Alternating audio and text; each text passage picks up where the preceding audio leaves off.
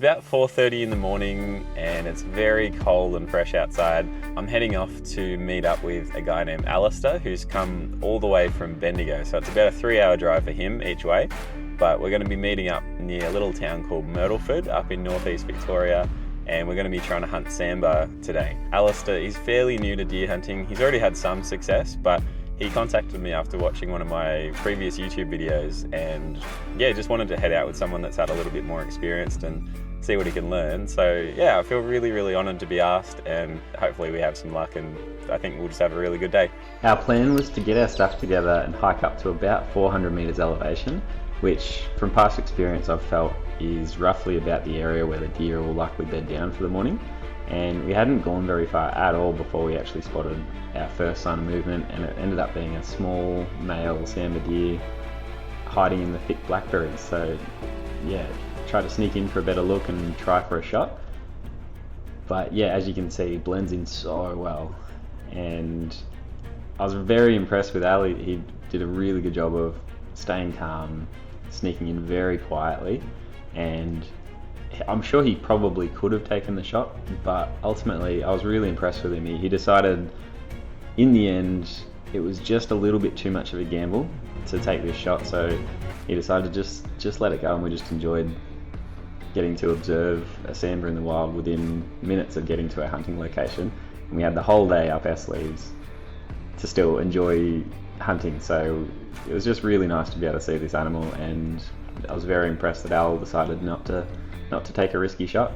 Having confirmed that there were in fact deer hanging out at this elevation at this time of day, we decided to stay at about this height on the hill and keep exploring around sideways, and came across heaps of sign, lots of really well used game trails, some preaching trees, and yeah, actually a couple of pretty well used recent wallows as well, which is a great sign.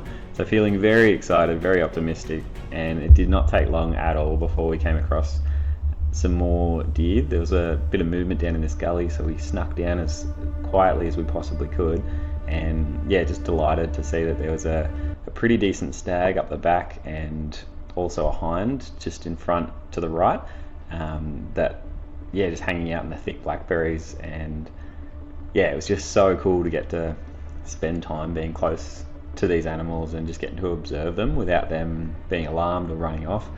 And yeah, we spent probably 20-25 minutes just hanging out with them and just enjoying watching them. It was awesome. As enjoyable as it was to spend time just observing these beautiful deer, we were here for hunting, and Al would love to head home with a whole bunch of venison, so decided to set ourselves up properly with a good stable rest using a pack to be able to take a good, clean, ethical shot. And yeah, these deer were completely unaware that we were there, fully relaxed, just enjoying the morning sun.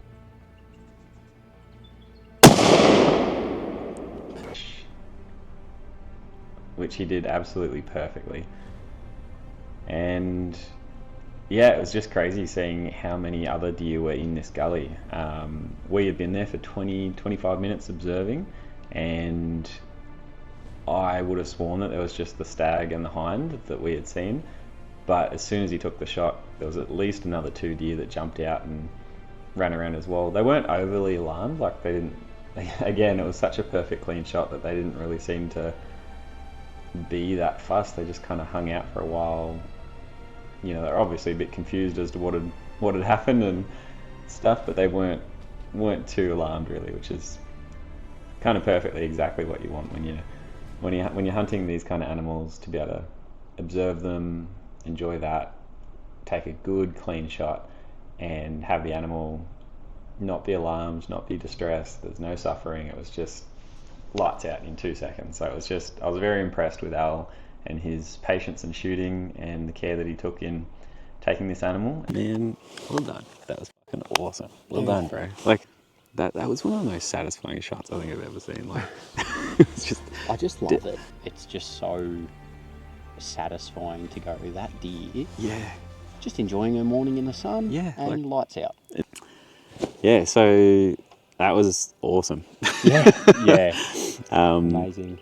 Yeah, so basically we've come down and we were stalking down into like this beautiful big gully, and Allister managed to spot down there, like what did you see, like some ears flicking first? I saw a bit of movement to start with, and there was, I got the binoculars out and I just saw a little bit of movement, and it was confusing me because I could see the back of the deer, like the back sort of shape of it. Looks like a log. Yeah.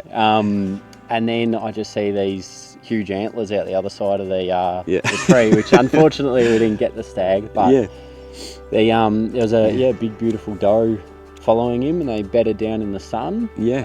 So it was just that awesome moment of being able to sit and watch them for we probably spent 20 minutes just watching them, and Allister's I'm still shaking. Still shaking. Still got the shake. I said to Jared, it's a shame when you're hunting, because you hunt because you love nature and you hunt because you love being out here, but that moment where you pull the trigger, it all ends. So we just wanted to enjoy that for a while, and enjoyed it, and got to a point where I do need to fill up my freezer. So took a beautiful ethical shot, and she was lights out the second the bullet hit her, so you can't ask for much more than that. I decided to sit and wait in the spot we were sitting when we took the shot, and Al walked down to go and find where the deer was laying, and I basically just guided him onto it from above, which was really helpful because these blackberries, they didn't look too bad from a distance, but in places they were well and truly taller than Al was, so it was a bit of a challenge actually trying to bust his way in there. But he managed to get in and find the deer, and then it was up to me to come down and join him, and it was just a really, really great example of teamwork, being able to make sure we easily found this beautiful deer. Wow. Good shot, man. And then mustard. Man, well, how does that feel? Yeah. Pretty good? Good. Yeah. Good.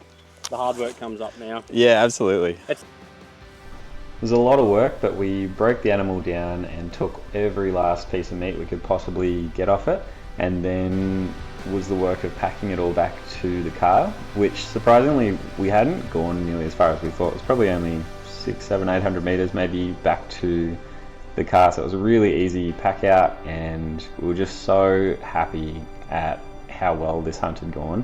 And ultimately it was just a perfect day, getting to hang out with a new friend out in the bush. Very successful ethical hunt with zero suffering to the animal, and it was just fantastic. So really hope you enjoyed the video, and if you're enjoying these kind of videos, feel free to subscribe and enjoy the next one.